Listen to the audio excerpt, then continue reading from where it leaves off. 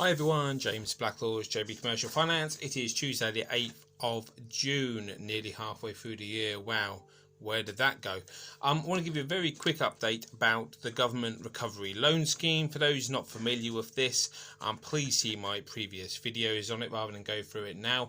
But effectively, it's the government's replacement loan scheme for the bounce back loan and the CBILS loan scheme.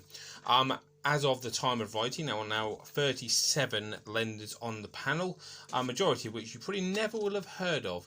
But the most significant ones, I guess, really are people like Starling Bank have accredited for it, and the Funding Circle have accredited for it, alongside obviously all the other high street banks, plus quite a few other challenger banks. Interesting, the Funding Circle coming on board. We know they've wanted to do so since the start, but had to clear their CBILS backlog, which they finally did on Friday. So they've been accredited for a while, now on board, and applications are available to be made. I personally, and this is where I guess the interesting part of the video is, I'm still encouraging customers to wait a little bit of time unless they're desperate now for the finance, because the product is still to settle down.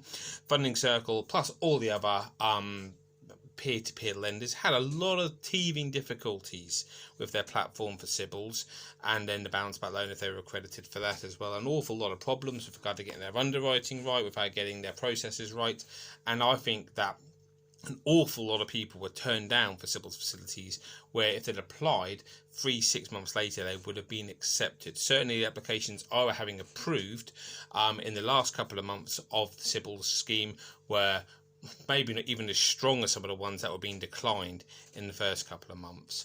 That's my personal view on that. So 37 on panel. I think that will probably exceed 50 within a month or two, and I would imagine it will nudge 100, to be perfectly honest, by the time the scheme comes to an end. With regard to feedback so far, it's generally been a little bit difficult. The banks don't hugely want to lend under this scheme, it seems, certainly from the conversations I'm having and the feedback I'm getting, but you certainly have to apply if you want to. But if you've got lots of other security in the background, you probably won't qualify for this scheme. So my advice at the moment is still hold tight. You can only apply to your own bank, which is why it's good that independent lenders like the Funding Circle, Metro Bank, etc. get on board, because they will look at non-existing clients, I would imagine. Certainly that's the impression I'm getting.